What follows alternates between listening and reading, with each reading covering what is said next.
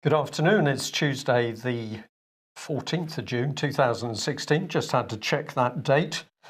Just after 1 o'clock. Welcome to UK Column News. I'm your host, Brian Gerrish. With me in the studio, Patrick Henningsen. Great to have you still with us, Patrick. It's really good. Great to be with you again, Brian. Okay, and we'll also be joined by live Skype link by Alex Thompson, Eastern Approaches, who'll be speaking to us from Holland. Before we get going with today's news, we'll just say, first of all, a very big thank you to all the people who've taken out a subscription with the UK Column. We have been encouraging people to sign up with that small monthly amount, but a regular income is very important to us. So we really do appreciate those of you who've decided to do that. And we're also asking very nicely if people who've been with us for quite a long time on the free subscription account, would you consider moving over and making a small monthly donation? We can only do what we do with your help and, of course, with that financial support. Well, the weather is a bit iffy, I think the correct English term is for that is, which basically we've got a bit of sunshine. The next minute it's cloud, drizzle, a bit of rain. Most people seem to be reporting that across the country. Meanwhile, in Arizona, it's 100 plus. I haven't looked, but you're probably right there, Brian. Okay. Well, we're going to get straight into the subject of the United States and the Orlando shooting. And really, Pat, I think I'll pass this one over to you. We're going to bring in Alex as well, because, of course, he's been paying attention. So, Alex, have we got you? Yes, Brian, I'm here, and it's been chucking it down here in Holland till a few minutes ago, but it's temporarily dry. Okay. If you hear tapping on the windowsill today, that's because I've just fed the neighbourhood pigeons, and they'll want some more soon. Okay, all right. Well, we hope the water level doesn't rise, get the windmills turning. But Alex, what's your view on the events in the States, the shooting? You've got the Figaro commenting here. Yes, well, they're commenting on their own version because these things are coming so thick and fast now, and people might not be aware that the French have had the assassination of a policeman and his girlfriend. It's the first time that France has ever had an off-duty policeman attacked in this IRA style. And it's a 25-year-old perpetrator called Larossi Abala. And as you just had on screen there, Le Figaro is reporting that he was already on the radar of anti-terrorism. Now, for this, I suggested the caption, "Another day, another known wolf," because as Pat said in yesterday's broadcast, a lone wolf who is well known to the authorities is actually a known wolf. But Mike has gone one step further and he's called him a lone wolf, as in to lend. Because he's been lent, I think, for the purpose of this.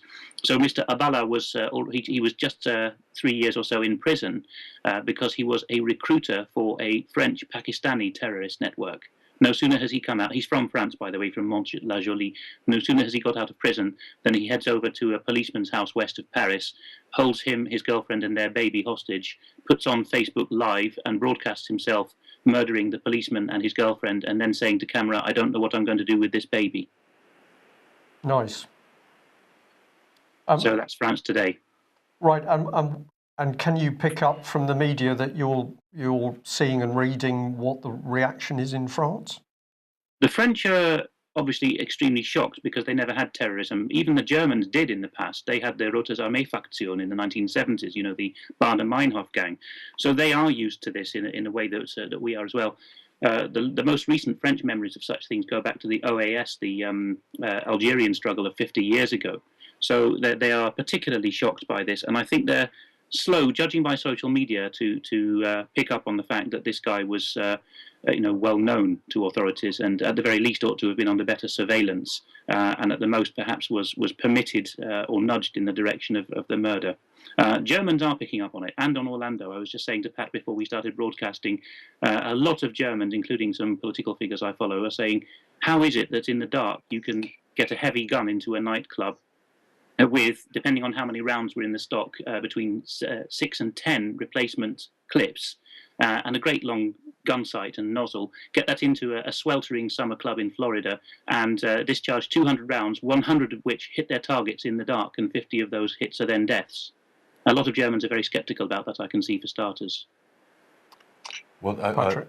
the Le Figaro article there, this is a terrorist recruiter. This is the exact MO of someone we're going to show later in the show. His name is Marcus Robertson. He was an FBI informant and a terrorist recruiter and imam at the Orlando Mosque, where the shooter, Omar Mateen, attended services. So, again, this is the MO. A recruiter is a really important position for the security services in the world of informants and double agents, because they're the choke point in the contact with the foot soldiers, if you will, Yep. the idealistic young radical foot soldiers and so forth. So I wouldn't be surprised if this person here is absolutely an asset of the intelligence agencies. Pretty obvious. He's done his time, got his street cred. He's out, and now He's doing stuff. doing stuff. And Yeah. I'd just comment on the fact that I've been hearing reports over the last week, maybe a little bit longer, about possible plans to introduce Muslim-only prisons in UK. And if you think that one through, so you say, well, we've got a problem with some members of the Muslim community. What we're going to do is we're going to put those in special segregated prisons. And I can see what that's going to do is create an absolute hotbed of Well, not just extremism, Brian, but extremism, that's the word. but a very recruiting ground. a very fertile recruiting ground, not just for radical terror cells, but for the security services. That is already happening in British prisons.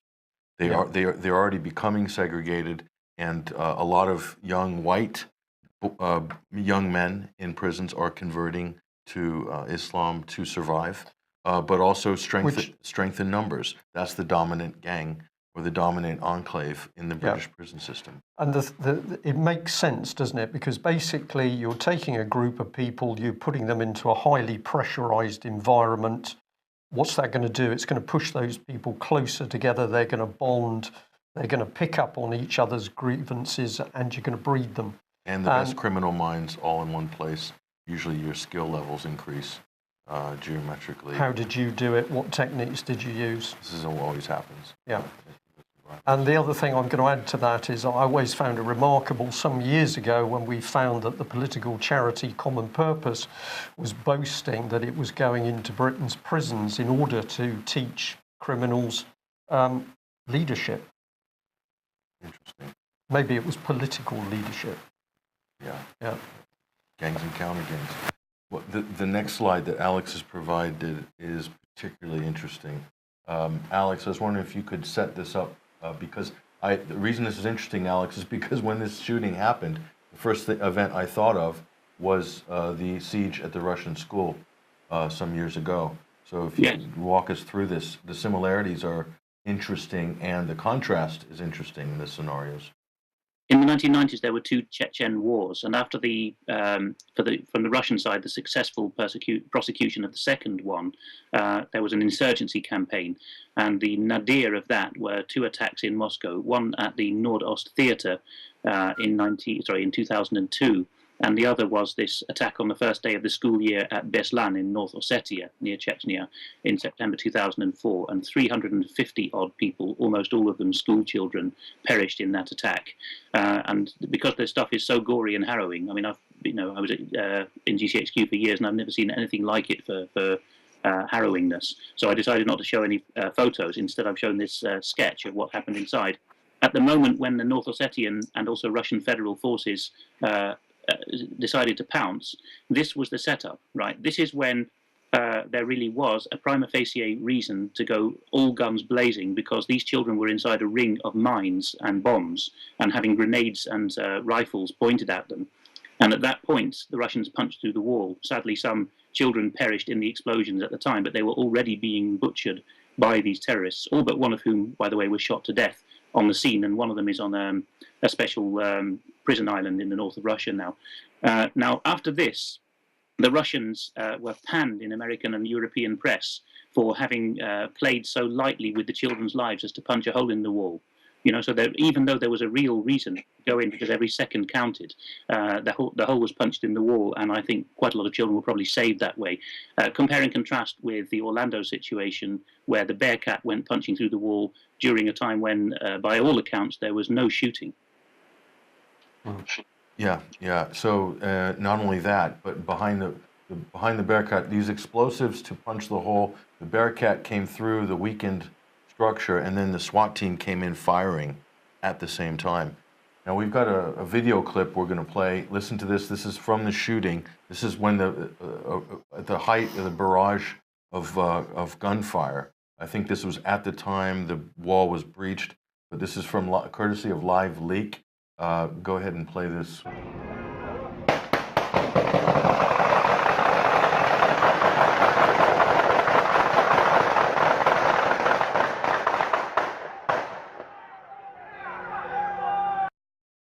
So, Brian, as you can see, the majority... You've got seconds of automatic fire, so you're discharging hundreds of rounds. The majority thousands of rounds. And the majority of those are coming from police, from the SWAT, because there would have been, I don't know how many dozens of SWAT guys who are trigger happy, ready to go, hopped up and ready to shoot. In a dark, confused environment. Right. So we're meant to believe that one single gunman, like Alex had said, had hit all these targets with all those shots and reloaded 10 times or 6 times or whatever. But there we have the video from Live Leak that shows the barrage of gunfire couldn't have been from one. So the question is, did friendly fire or not so friendly fire cause any of the nightclub goers to perish when that siege came to an abrupt end? Yeah. And why did they wait 3 to 3.5 hours to do anything about it? That's extraordinary. And as you said yesterday, how is it that the gunman got back into the nightclub after he'd stepped outside? Stepped outside, exchanged fire with a police officer, and then I guess they just left them for 3 hours after that. Yeah. It is extraordinary. So, but we're going to get through a few slides. But Alex, do you have any comments on that situation? I will just throw one thing in at this stage, and this is something I've never talked about because on my father's side of the family, I actually know a couple of people who were involved as school teachers, but Dunblane is what I would say. The first school shooting outside the United States in pretty much any country. And you know that Thomas Hamilton almost physically couldn't have shot all those children in the angles that he did, and it probably required 2 or 3 shooters at different angles higher up the wall. There are details about this, apparently, that were given to the Cullen inquiry, but Lord Cullen sealed that report for 100 years. Oh, I wonder why that was sealed for 100 years. Standard procedure in UK in order to cover up criminal action by the state, Patrick. Yeah, so I would wager, if I was a betting man, and I'm not, to put money down that friendly fire or the explosives coming through the wall, as Alex had articulated from the Beslan school incident, would be taking some of the lives of some of those club goers. So that would be my guess. So, but moving on, so here we have the shooter. This is from the Orlando Sentinel. Now, this is interesting. This story was framed as he was anti-gay, and they set this story up from early Sunday morning as being an attack on the gay community, on the LGBT community. And here we have a report from the Orlando Sentinel. The shooter was a regular attendee of this gay club, and one of the punters had even said he'd been on a gay chat app with him for up to 1 year before the shooting. So if this is the case, if this is indeed true, this report, that blows out of the water the assumption that this was a hate crime or, a sort of Muslim hate crime. And people say, well, he was married with kids. That's neither here nor there when it comes to the world of alternative lifestyles or whatever. So it doesn't matter if he was married with kids. He was a regular frequent visitor of this same nightclub. Yeah. So if that's the case, that changes the narrative considerably. But as we're going to see, it gets pretty involved with a number of players and assets coming into the picture. And speaking of which, so this is interesting. This is the father of the shooter. His name is Sadiq Mateen. He's a very interesting chap, Brian. He was running for president of Afghanistan. He's a major contract holder, either with the Department of Defense or possibly with the CIA in Afghanistan. He's got an LLC registered to his name. Here he is outside the U.S. State Department in April, and he has met with some very high-ranking U.S. government federal officials, including Ed Royce, chairman of I believe, the Foreign Relations Committee, an ardent war hawk as well. And here it is. This is the shooter's father. Looking very professional, relaxed, comfortable in that environment. And I also think it's significant there. He's got his coat under his arm. So he's been somewhere with that coat, and he's come into an environment and he's taken that coat off and he's hanging on to it. So he's in an environment where he hasn't just sort of rushed in and just get a picture in front of the door. He's looking to me casual, relaxed. He's there for a purpose. He is, if we look at his profile, he also has an Afghan satellite TV talk show. I think it's run out of Southern California. And a lot of people joke on social media that this is ISI TV. In other words, it's a mouthpiece for the Pakistani ISI. So here we have the father of the shooter, possible accusations, connections with the ISI, the CIA. This brings us back to the Mujahideen and the whole sort of war on terror industrial complex. Right, but it all started out as a shooting within the gay community. That's so right. So it's getting more interesting. Started out as a hate crime, and it just gets more interesting. So this is when confronted with the information about the father, here is Mark Toner, spokesman for the State Department. And shall I read that one out? It says, well, thanks. And sorry, here we go. Well, thanks. And I actually appreciate you raising that so I can address that picture. So that is obviously, as you noted, it's a picture or a photo he took, and this is talking about the father, he took purporting to show him meeting with State Department officials. That's actually in front of our office on Capitol Hill. So this man is intimating that the picture we've just shown with the man looking very casual, he's only outside the door. Yeah, he's only outside the door within the building. Yeah, how do you get into the building, that sort of building? Do you just walk in off the street? I don't think so. I think you might require an appointment of some sort, but... in Foggy Bottom in the State Department, and I can tell you it's no lark to get through the security there. But I think the claim here is that Mr. Siddiq actually went one step higher than that and went into the Capitol itself and went to as it were, the State Department's liaison or representation in the Capitol building. Now, Pat, you'll probably be able to better me on there. I've only had the public tours at the Capitol, but I think that you get even more security and ID checks there than you do at Foggy Bottom. Maybe so, but it just goes to show that this is a very well-connected individual. And when pressed on this matter, Mark Toner continues. This is the rest of it. He says, but we have no records of any meeting with this gentleman and any State Department policy officials whatsoever.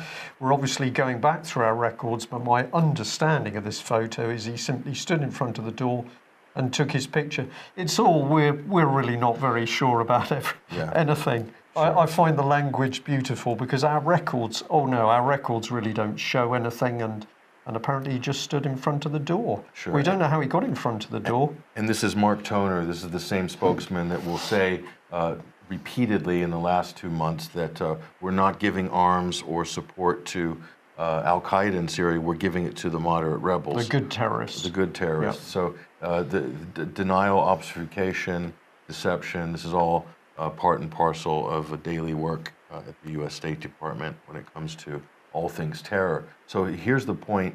That's the father of the gunman of the worst mass shooting, we're told anyway, in U.S. history. Yeah. And that's the dad. Yeah, it's just an ordinary dad.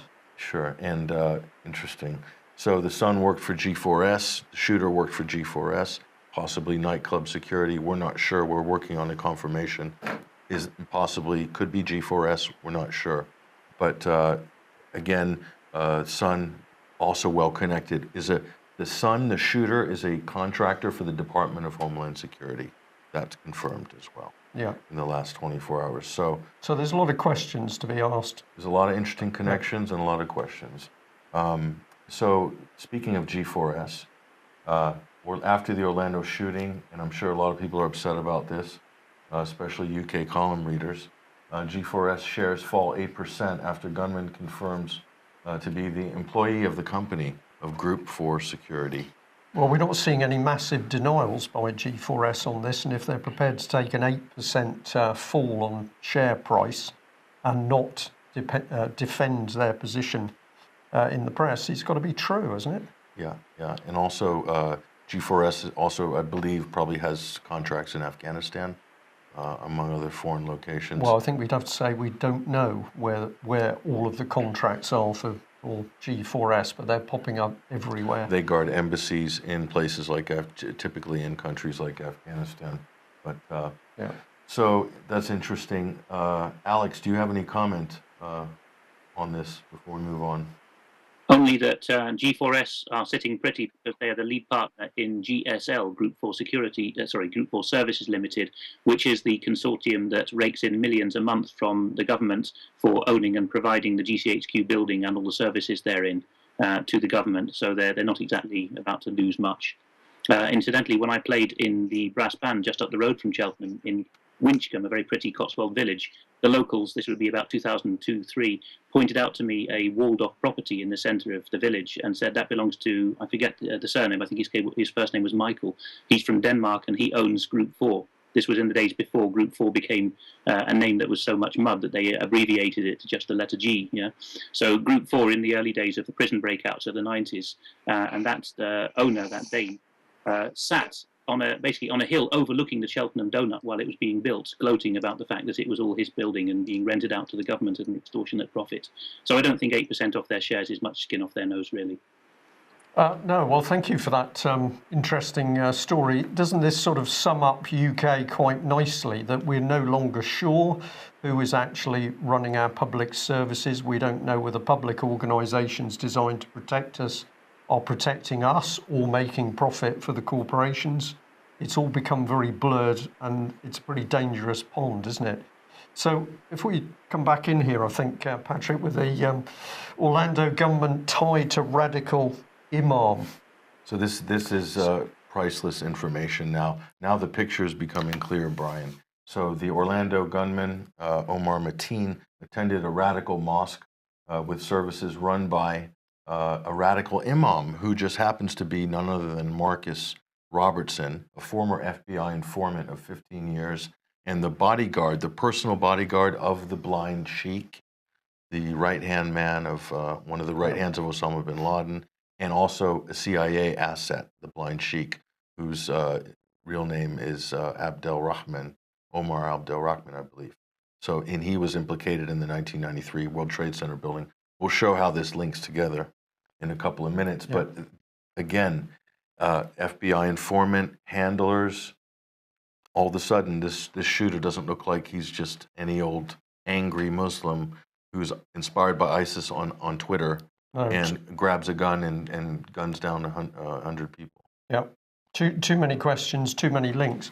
And perhaps another topic to introduce here is, of course, we're now starting to say, if we're talking about Muslims and we're talking about radical Islam, who are we actually talking about? Are we talking about everybody who's part of Islam and Muslim faith? Are we talking about that? Or are we talking about a discrete body of people who clearly are being worked by corporate interest, black ops? Exactly. So, Donald Trump has been going ad nauseum in the media, as has the whole of the GOP pro-war establishment. We need to do something about radical Islam in America. Why won't the president say radical Islam, as Rudolph Giuliani often says? Now, the problem isn't radical Islam, Brian. It seems to me the real problem is former CIA assets repositioned and rehoused on U.S. shores. Yeah, that seems to be the number one terror threat, as far as I can see, looking at the data and looking at this information. Right, and if I add a bit to that, some very interesting information coming through the Muslim community in this country is that they say very interesting to watch where the mosques come from. So as we see new mosques appearing in UK, of course, huge amounts of money needed to build those mosques. Where's the money coming from? It's coming from Saudi, it's coming from Qatar. And then the next thing is the local Muslim communities are saying with the new mosque comes a new imam who is teaching a form of Islam that they haven't seen before. It's aggressive. It's very different, to the extent that one gentleman said to me that his father was considering no longer going because he said, this is not the Islam I remember being taught when I was a youth. Now, this is equivalent to people in the Christian church saying we've noticed a huge change in the teachings in the churches as we've seen the sort of more softer, radicalized agenda coming in where anything goes, which we could argue is not Christianity. But the key point was the new mosque coming with vast amounts of money from Saudi and Qatar. But if you've got the new mosque, you have to have our imam. Alex, sorry, I think I heard Alex comment in the background there.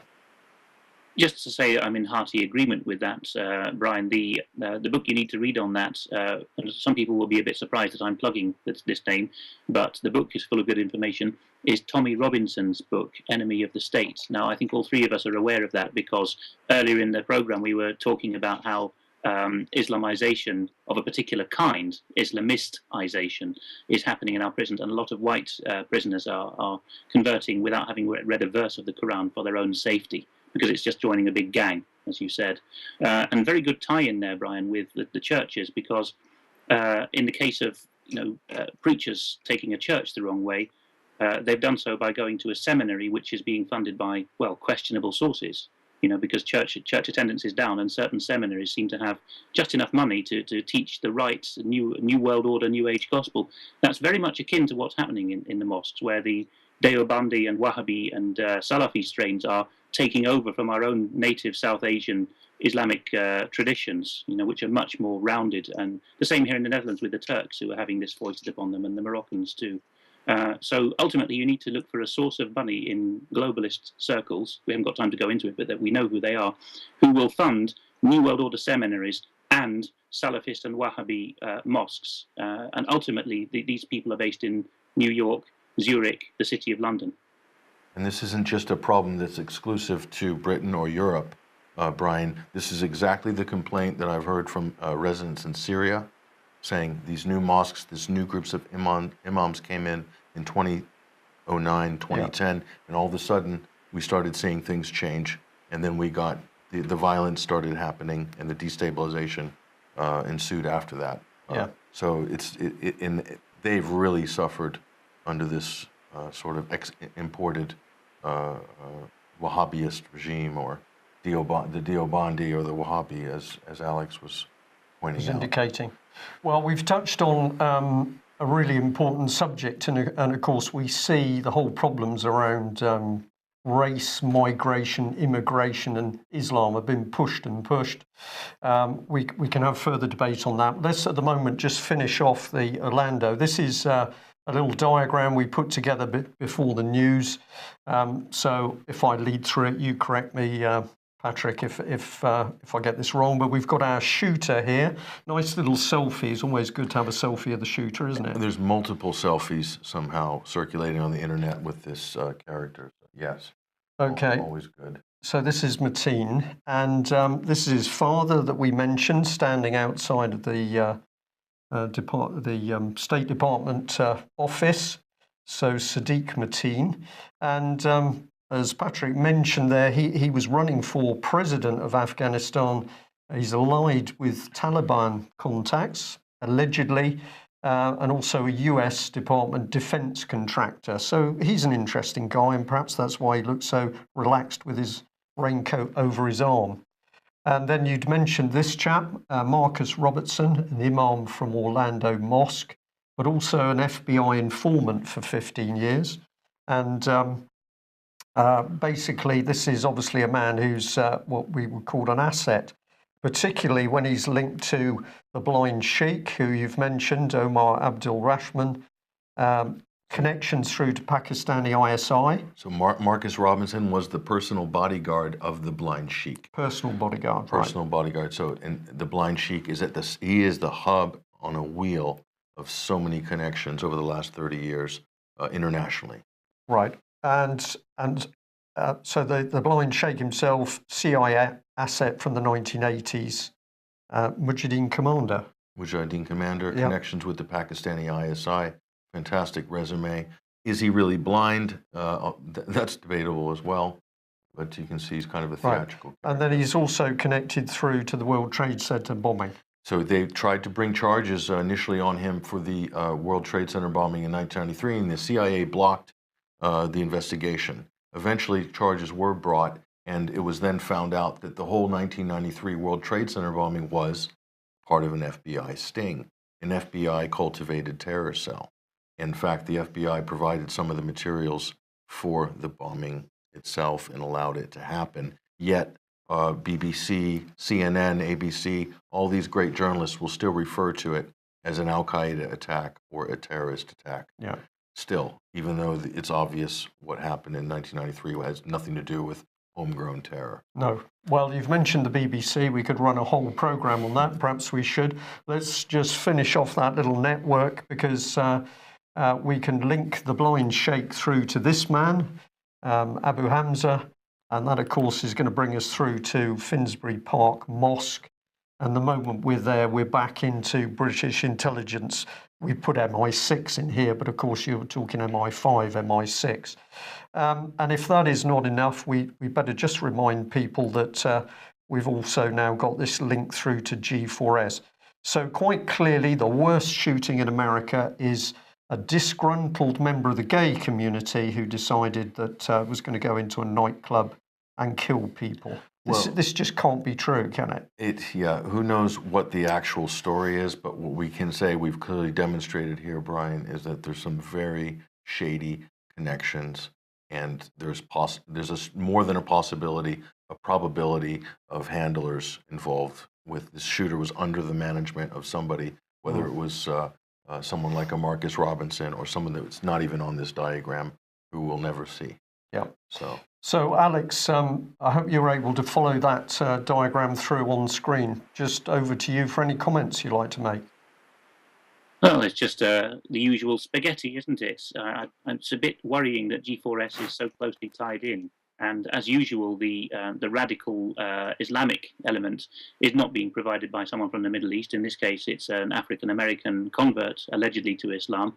They have big problems in North America with the African-Americans who really converted to Islam in the 50s and 60s, finding a lot of these guys coming up who, again, haven't read the Quran, have got a basically racist view of Islam. They think that there are versions of Christianity that have been tweaked the same way. They think that black men have souls and white men don't.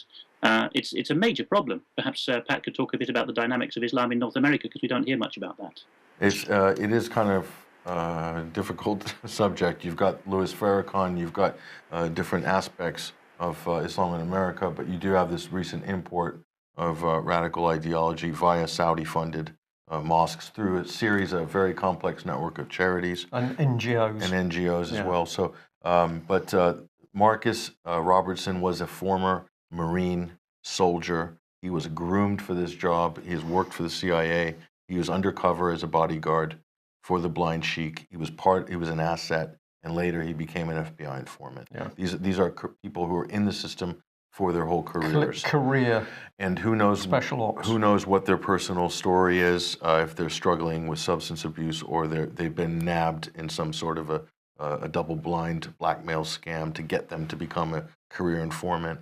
Who knows what it is? But the point is, there's handlers, there's assets, there's informants. When you have these things, you can't tell me that you can sell me an official story that's an open shut case in 24 hours, like they've done in Orlando. Yeah. So. Okay, well, take us on through, because no sooner has than the deaths occurred than people were asking to raise money for the victims. So this was one of the biggest funds to support the victims of the Pulse shooting. This came up online within hours of the shooting. They've raised just about $3 million. Probably by the time the end of this program's over, Brian, they'll have hit the 3 million mark. 90,000 donors or shares, many thousands of donors. And this is basically started not by anybody to do with the shooting, by a charity. Victim support charity. It's Equity Florida or Equitable Solutions or something like this. I don't have the terminology in front of me, but they said they're going to give the money to the National Victim Support Network. Yeah. So you're supposed to trust them, and they said every penny is going to go to the victims and their families. Well, if we look at the National Victim Support Network, which we will in a minute, you'll see that that's probably impossible. Because there's counts missing for the last period. I think it ends 2013. Yeah, they haven't filed for the last 2 years, and they have staff and overheads in a building in Washington, D.C. or something like this. So who knows? But many of these GoFundMe pages have popped up, Brian. So we Dozens. bring this is a smaller one here. This is an individual who's saying, I'm here. My name's Ryan Mullinax, and I'm raising funds for those affected by the tragedy in Orlando. And they're seeking $100,000, and they've got 520 to date. But your point is that all of a sudden these pages are springing up everywhere. They're mushrooming around this event. So we don't know. What I think people should take real caution and care and really think, pause before you jump in, maybe to give money in the aftermath of an event like this, because it has been proven in the past where people have hijacked. So we got another one here. Let's talk about GoFundMe pages. And this was a website actually asking questions about the funding. This is kind of a public advocacy website. So this tells people, gives them advice on what to look for when it comes to relief funds and charities and crowdfunding, especially GoFundMe. So GoFraudMe is the name of the website. But they pointed out that the surge in pages and funds within hours. It was massive. It was huge. So many people were involved. So these all could be legitimate. They all could be perfectly fine. But then again, they might not be. So you do have to be discriminatory. Okay, and we've got this one here, Angel Colon's Road to Recovery. So this is a man, I've listened to a little bit of this clip, and he says he's ex-American military, he's a combat veteran, and a friend of his was injured. He said he suffered gunshot wounds and broken bones. Well, of course, it's possible to have broken bones from gunshot wounds, but he was hoping his friend was going to recover. And he's making a very emotional, I am here, I am a patriot of the United States. I'm desperately concerned about my friend. I won't let anybody disturb the peace and tranquility of America. This is an emotional patriot birthday cake. And we need to stand up for our country and so forth. And, it's a bit over the top for me. One of our readers tried to contact the hospital. So Angel Colon was on the news in the hospital when we tried to contact the hospital, and they wouldn't confirm that he was at the hospital, even though they'd seen him supposedly depicted at that hospital on the news. But total secrecy from the hospital, even though it was all over national news, apparently. So he just wanted to confirm, because he said, well, I might want to give money to this crowdfunding, so I want to see if he's actually at that hospital. Yeah. And did he sustain those injuries? So that's just people wanting to check and find out, what's going on, basically. And we've got another one here. Oh, this is This is the National Centre for Victims of Crime, and this is where you can see here that the last financial statements were for the year 2013. So this is the point you're making. And what's interesting is this group boasts giving money to victims and families from mass shootings like Aurora, Colorado, and the Chattanooga shooting last summer. So again, why? I mean, these mass shootings don't constitute even a small percentage. Sorry, beg your pardon. They don't constitute even a small percentage of victims of any crimes in America. More people will die on the streets of Chicago this weekend than in months across the country and other places. So again, why the focus on the theatrical, media-driven mass shootings? Why is there such a focus on this? Why do people have to throw their money into this direction and not to much bigger problems and much worse suffering and more death? Well, part of it is bringing the gay community together, isn't it? They've now become a victim community. But we're going to have to watch the time a little bit here. We got so much to discuss around this. We'll just move on through another subject, and then we're going to have a look at what's happening with the EU. So I gave a sneak preview of this, but I'm going to bring it in again. There was a GCHQ tweet that I picked up on today. It says, where our brightest people bring together intelligence and technology to keep Britain safe. So this was GCHQ advertising themselves, and I put it against that famous BBC video clip where the chief whip, the Conservative Party, 73, Tim Fortescue, openly admits to camera that politicians who were abusing boys were coming to him and his colleagues for help. They were covering it up so the people would do as they were told. That's blackmail, covering up criminal offence. But GCHQ doesn't know anything about this. They've got a multi-billion pound operation. They don't know any of this is going on. And then I'll just bring you into this. This is The Guardian. Now, this is back in March, but it came to my attention. An article where, oh dear, what are we going to do with the paedophiles? They need medical treatment, they need psychiatry, and we're going to look at methods to give them drug treatment. This was part of the middle of the text. The actual extent of the problem's hard to pin down, but last year the National Crime Agency estimated that 1 in 35, or nearly 3% of men in Britain, was a potential paedophile. Information from 33 different police forces. Then in jumps the NSPCC saying that 1 in 20 children in the UK have been sexually abused. And it ends with a statement by Phil Gormley, the former, as we know now, Deputy Director of the National Crime Agency. He says we're all living not far away from a paedophile. So how could they possibly know all this unless they had some idea of the scale of the abuse? And then they're saying, well, we know the scale of abuse, but we don't actually know who carried the abuse out. This is, and we've got Jimmy Savile there mixing with politicians, mixing with the royal family. GCHQ says, well, we really didn't know anything about this. We were as surprised as anybody else. So I think there's probably some very good people working inside GCHQ. They get up in the morning, they leave their families, they go to do a good day's work defending their country. Somebody is making a mockery of them, because it's clear that people in the establishment security agencies do know this is going on. I think it's also a case of compartmentalization. I think the nature of how that organization is probably set up and managed is heavily reliant on compartmentalization. So many things are on a need-to-know basis, and most people don't know. Right. Well, we're not compartmentalised, so I think we're going to say, if you're an employee of GCHQ, perhaps you ought to be asking some pretty simple questions as to why your organisation doesn't know that there are paedophiles operating around senior British politicians and the royal family. Would that be a start? Yeah, well, it's very valuable information when it is captured. That is gold in political terms, so it can be used to blackmail politicians. As the man said. It can be used to blackmail heads of state, as we've seen in the past.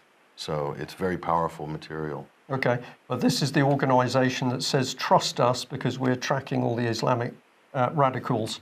I'm pretty cynical on this subject, and we're just going to bring this remarkable couple on screen. We're finishing off dispatches, so you're going to be able to hear these Brian and Janice Doherty talk about this horrific child case. They're offered money for their son. They, of course, tell the person to go away. They do all the right things. They go to the police. They go to the National Crime Agency, and they are turned away. And then what happens? Their children are taken from them by the British state. But as they moved and went on the run for safety, it's clear they're being tracked at a very high level. They're being tracked by their phones. They're being tracked by their internet connections. This is high-level surveillance. And I'm going to say GCHQ, somewhere in GCHQ, is a little cell helping the Scottish police break the law. We'll skip on through these. Let's come to this one, which Alex, you wanted to talk about, which was Fury as law firm boasts of a great win to do with child cases. This is particularly horrific stuff from a law firm. It is, and I don't know whether Mike has been able to capture some of the tweets and put them on separate slides, but if not, I'll talk about it. The law firm in question is called Baker Small, and they're one of these law firms that is, for a large part of their business, by the look of it, the majority of their business, parasitically dependent on local government. So they're rent seekers from government in Austrian economic terms. They're not there earning their keep from the public, doing notarial work. All their work comes from clinging to the underbelly of expanding public services. Baker Small specialize in sending silks and briefs to savage parents who have the temerity to claim support for special educational needs, educational benefits for their children, particularly when they get to senior school and it gets more expensive. And if you look at the counties which people have been able to dig out that Baker Small work for and the unitary authorities, they're all posh middle class areas of southern England. Which tells me a thing or two. These authorities are aware that the parents there are going to do their research and find what they're entitled to, and Baker Small is employed there to squash the claims. And if you go to the Guardian piece, you will find links through to the blogger who has exposed this and who has captured the tweets, which have since been deleted, of, shall we say, a squiffy late-at-night lawyer from Baker Small saying, "Ha-ha, another fantastic win against those stupid parents." And at one point, the tweeter is even challenged from the Baker Small account and so, these are children's lives. What are you on about? And he replies saying, "These idiotic parents who think they've won when I demolished 9/10 of their case." And then he posts a picture of a laughing kitten to say, it's an equivalent of talk to the hand. I'm not at all bothered by your stupidity.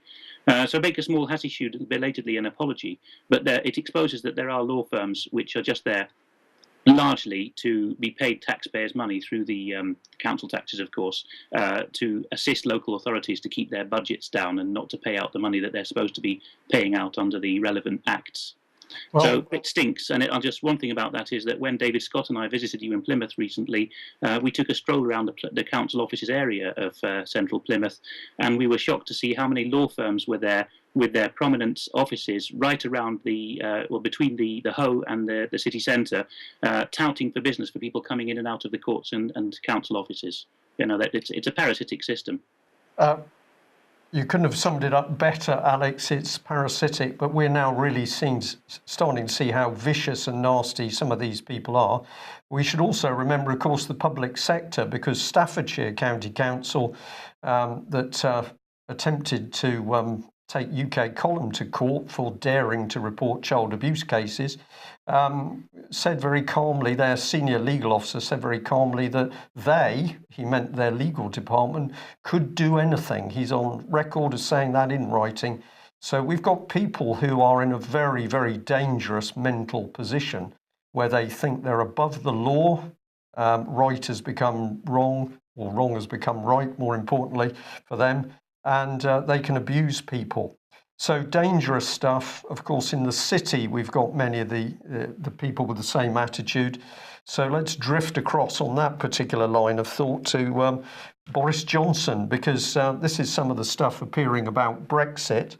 I had to pick this one up from the Belfast Telegraph. Well done to Mike Robinson and all of those in Northern Ireland, because this is the headline: EU referendum, Brexit will endanger wildlife, claims Boris's father. And apparently what he's worried about, what he says is, it took the European Union to clean up Britain's beaches, make them safe and clean. And if we leave the EU, then presumably we can't look after our beaches and the wildlife will suffer. We've got this one, which is the Express, where a young lady told David Cameron that he'd effed everything up. Well, nothing new there, but at least she had the temerity to say it in public. We've got this one. I think this is the Express again, which is telling us to pay attention to the stars because they really know what's happening in politics. And I couldn't help this one because it basically said that 430,000 people had applied for the European referendum vote during the extra 2 days to sign up. So presumably there was a bit of vote rigging going on there. But let's jump to the Sun. We urge our readers to believe in Britain and vote quit. Alex, I think you picked up the Sun. I'm surprised. Yes. It's jaw-dropping, isn't it? I mean, I know that Rupert Murdoch has made no secret over the years of his disdain for the EU, but then suddenly for News Corp to tell the Sun readers at this crucial, well-calculated 8-day window to vote leave. This is a parallel of how Labour in 1992 thought they were going to romp home, and at the last minute the Sun published the headline, "If this man," that's Kinnock on the front page then in 1992, "if this man gets into number 10 Downing Street, will the last person to leave Britain please turn out the lights." So very cleverly researched stuff. And what I've noticed, and people have been tweeting this out this morning and copying in you and me, Brian, and Mike too, is that Bilderberg has just finished its session in Dresden. And it's quite possible that Bilderberg gave the Sun, this might sound far-fetched, but I'm quite prepared to believe it, gave the Sun or Murdoch an imprimatur to say, okay, if the Brits are going to play that way, then it's going to be too difficult to yank them back in. It will look too obvious. So let them cut loose and think they've gained a victory.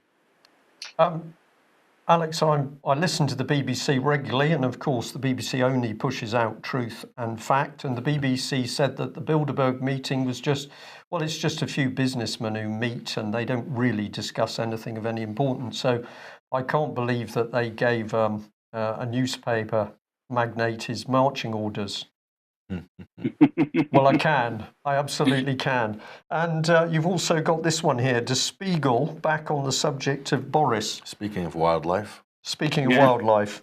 Well, there's quite a lot of wildlife growing out the top of that bonce, isn't there? Anyway, Der Spiegel says, "Lasst uns nicht allein, don't leave us alone," with Boris doing a tug of war. And in fact, their front cover was a Union flag with, in English, the words, "Please don't go," or something like that. So Der Spiegel says, on behalf of the chattering classes or the liberal-minded in Germany, please stay, i.e. help us pay for the mess on the continent, right?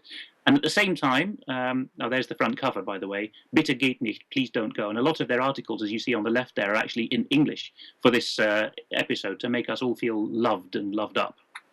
At the same time as Der Spiegel says, please stay, and I think this is on the next slide, we have here the Wirtschaftswoche, which is the hard-nosed weekly loudspeaker for German business up in Düsseldorf, well away from politics. The Wirtschaftswoche, Economy Weekly, is saying go. And the editrix here of Wirtschaftswoche wrote this last week as the leading article, saying that Britain and Europe need to go to relationship counselling. And she says they ought to go and hurry up about it. Stand not upon the order of your going. So whom are we to believe? Well, obviously the German businessmen who've looked at the numbers and understand the society. So why is Der Spiegel urging us to stay against the wishes of German business? Well, for that you have to look at the origins of Der Spiegel. People don't necessarily believe this because it was a left-wing magazine, but Der Spiegel was founded by a club of Nazis and run for the first 40 years, up to the 1980s, by a bunch of Nazis. And if you look at the book And Into the Fire, by Rodney Atkinson and other authors, you will find the names and details of those men who set up Der Spiegel as a Nazi continuation project. So of course they want us to stay and fund the Greater German project, but German business itself does not want that. They're a bit too realistic for that. Okay, and you've got Deutsche Bank here saying that Brexit might not be terrible news. Nice demeaning picture there. It's shown as humour, but actually I pick up something demeaning about that little photo. Absolutely, and particularly it's UK Business Insider that's covering the news, so they're choosing the demeaning photo, which is quite telling. But just yesterday morning, Deutsche Bank, which of course is Common Purpose's favourite banker and the most overexposed of all banks, so they're the broke bank of a broke ideology. But Deutsche Bank is now releasing a piece, or has given a junior analyst an imprimatur to release something that was maybe cooked up a while ago, saying, well, if the UK leaves, then their bonds will outperform everyone else because the currency will devalue back to its competitive value. Which is interesting. You might think that for a moment Deutsche Bank, with all its British staff working for them, had a moment of patriotism. But no, if you look at there's the slide coming on screen now. In case of a Leave result, we think that European equities could fall by 10% and UK equities could outperform due to the weaker pound. But no, the real reason for this, of course, is that Deutsche Bank is a bit scuppered with its cash. Like Zurich Insurance, they like to do a lot of, and like Mercedes, they like to do a lot of their business in Britain, even though they get rich on the continent from it. And they're a wee bit worried now that the coffers are bare. And if the pound devalues and they can sell more worthless British bonds, then that will slightly, put a thimble of water back in the leaking pond. Okay. We did have a little bit to bring in on NATO and the EU. I think we're clock watching a little bit, so cover it quick. Just very quick on this. We've mentioned the Nazi origins of the EU. Of course, American money was coming in through the CIA as well. So here we've got the US and NATO. Quick comment from you, Pat. The point being here is in 8 days away from Brexit, it's also important for people to understand that the EU essentially has no foreign policy, Brian. Foreign policy, the EU, as we show from this and from NATO's website after this, is really the foreign policy of NATO. And who runs NATO? Well, this article in Sputnik illustrates it clearly. It's run by Washington. So they pick up the majority of the tab, therefore they dictate the agenda. So the EU's foreign policy is NATO's foreign policy, which is Washington, D.C.'s foreign policy. So the EU's foreign policy is Washington's foreign policy. Right. So, and this is from the NATO website here, and it outlines that they are in their relations with the EU, and it's stated here on their website that they're working together hand in hand with the EU. So this is the dominant military directive for the European Union. But David Shaler, this is a great tweet. Speaking of Nazis. Well, we're going to say credit where it's due, because this is spot on. So you want to read this one, Brian? Yeah, have all those lefties who support Remain forgotten that the EU supported a manufactured Nazi uprising in Ukraine against the lawful government? Spot on. I can't find any fault in that statement. Okay, well, we'll jump and to end on your book slot, Alex, and here's And Into the Fire. What would you like to say on that one? Well, Mike featured it last year and put me onto it, and credit to Mike for spotting it. And it's a really good read for the final week of the referendum. If you need any further persuasion of what the EU is, then read it, because obviously we're going to be called a bunch of conspiracy theorists for showing a Hakenkreuz and a European star on the front page. But Mr. Atkinson has page after page after page of names and dates and quotations showing that when the Nazis realized they were going to lose the war, they decided to go to Plan B, which was uniting the continent economically and putting Nazi placemen in the EU to run it. And that is a very big story, which, of course, we need to start bringing into the public domain. Certainly when the result of the referendum's in on the 24th, whichever way it is, the public really needs to know what the EU beast is and where it came from. Alex, I'm going to say thank you very much for joining us today. I think it's been a pretty powerful UK column news. Patrick, thank you as well for coming in. And I'll say once again, if you're a supporter of UK column, particularly if you've been with us for a while and you're not subscribing, we really would like to ask you to subscribe because we would like to continue to improve the UK column and continue to broaden the base of news that we can report. Thanks for joining us. We'll be back same time tomorrow. Bye-bye.